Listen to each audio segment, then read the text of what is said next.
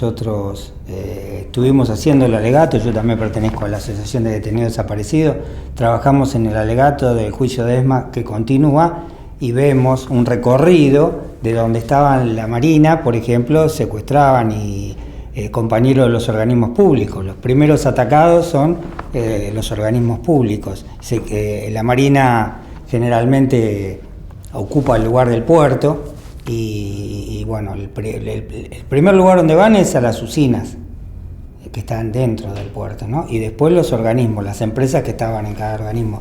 Yo pertenecía a una de ellas, la Administración General de Puertos, era del cuerpo delegado, que era una experiencia fantástica porque en ese momento pertenecíamos a la Unión Ferroviaria, que había una burocracia que apoyaba a Isabel y López Rega. Eran de un grupo, el secretario general era de un grupo de ultraderecha, el comando de organización, Esteban Rolando se llamaba. Y nosotros habíamos constituido un organismo de base, éramos 3.600 trabajadores de la empresa acá en el puerto de Buenos Aires y habíamos constituido un cuerpo delegado de alrededor de 100 compañeros, que iba desde Dock Sud hasta Olivos. Entonces todo lo que se movía en el puerto, los trenes, las grúas, los puentes, los talleres, los depósitos, todo eso teníamos un mecanismo de consulta permanente a través de este cuerpo delegado, éramos como 100, y bueno, tenemos delegados desaparecidos y también ex detenidos desaparecidos. La Marina actúa en esto y ataca fundamentalmente empresas como donde estábamos nosotros, la Administración General de Puertos, ELMA, la empresa naviera argentina, también donde ellos eran interventores, como OSPLAD, que hay compañeros. Y también es importante también recordarlo porque a veces no se tiene en cuenta la identidad política y social de los compañeros. En el juicio que se está haciendo en ESMA, hay aproximadamente 27 compañeros que eran afiliados a ATE y que lo pudimos rescatar en este alegato que hicimos y que bueno, es una tarea a continuar, ¿no? Porque son compañeros desaparecidos, no estamos contando acá los que estuvieron detenidos, despedidos o vueltos a aparecer. Y esto muestra claramente, como pasa en Tucumán, que eran casi todos trabajadores de los ingenios.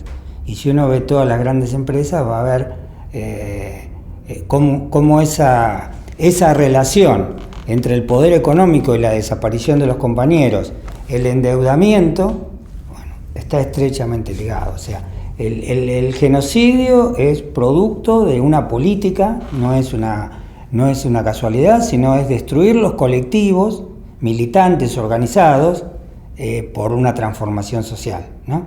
Independientemente de sus identidades religiosas, peronistas, comunistas, marxistas de diferentes tipos, bueno, etcétera.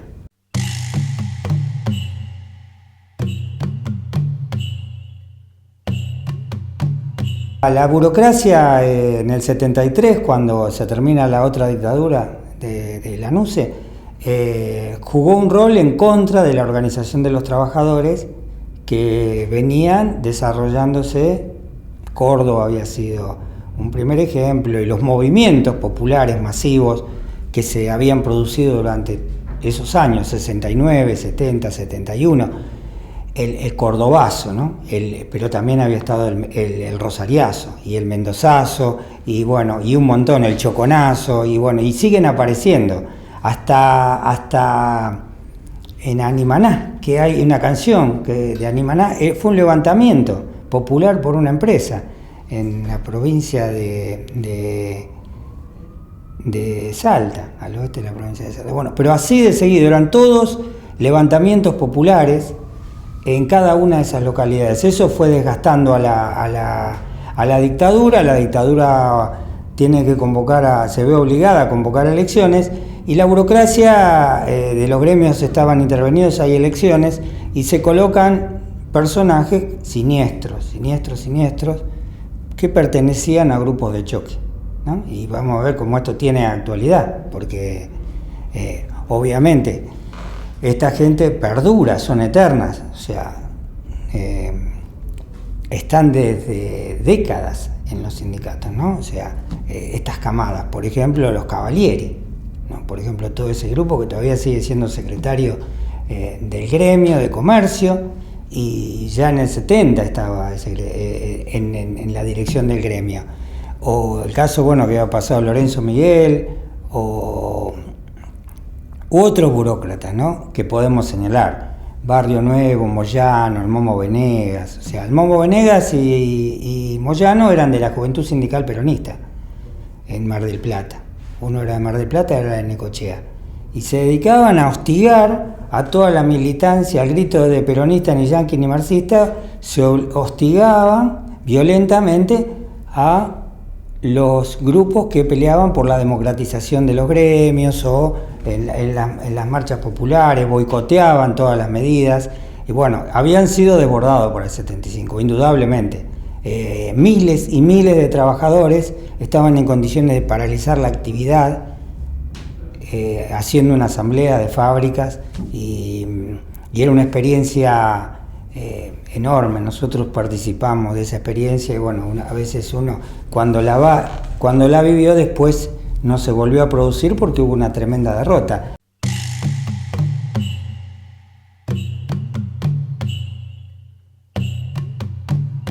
Y el objetivo del golpe de Estado vino a eso, a desestructurar a la clase y interrumpir la construcción de valores que se estaban gestando en la lucha del campo popular.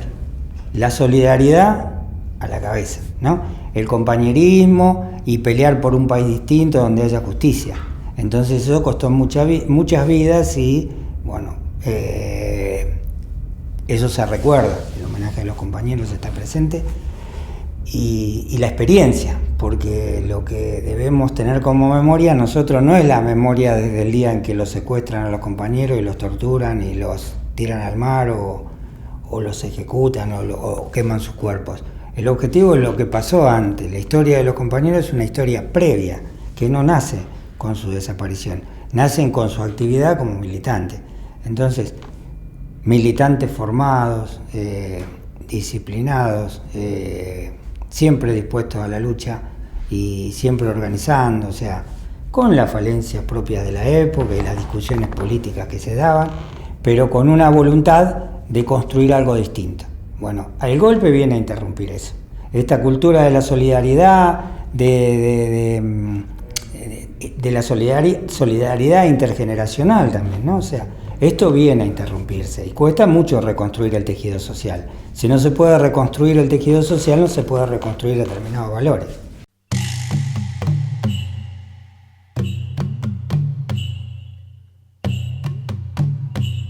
Los juicios están orientados y están legítimamente y legalmente respaldados en los criterios internacionales de la imprescriptibilidad de los delitos de lesa humanidad. Lo de lesa humanidad apunta a la destrucción física y psíquica de las personas. Y esto ha pasado, indudablemente. Pero también lo que se ha destruido ahí es este tejido social de militantes, del conjunto de militantes, y esta reparación no alcanza con el delito de lesa humanidad, tiene otro carácter, porque acá se destruye estos colectivos transformadores, colectivos que se habían organizado para modificar la realidad, para construir valores y para construir otra cultura y otro país. Entonces, esto queda mejor contemplado en una legislación internacional que es la Convención sobre el Genocidio, dictada por las Naciones Unidas a finales de los años 40 y que luego de la Segunda Guerra Mundial, y que Argentina se incorporó a finales de los años 50.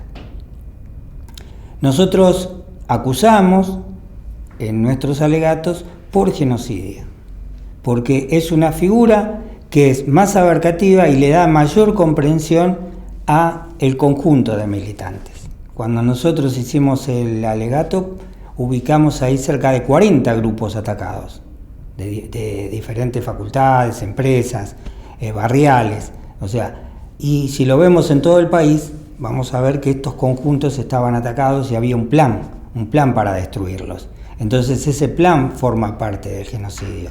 Por eso la figura del genocidio es una figura que nos permite reconstruir la historia a partir de los hechos que se han producido.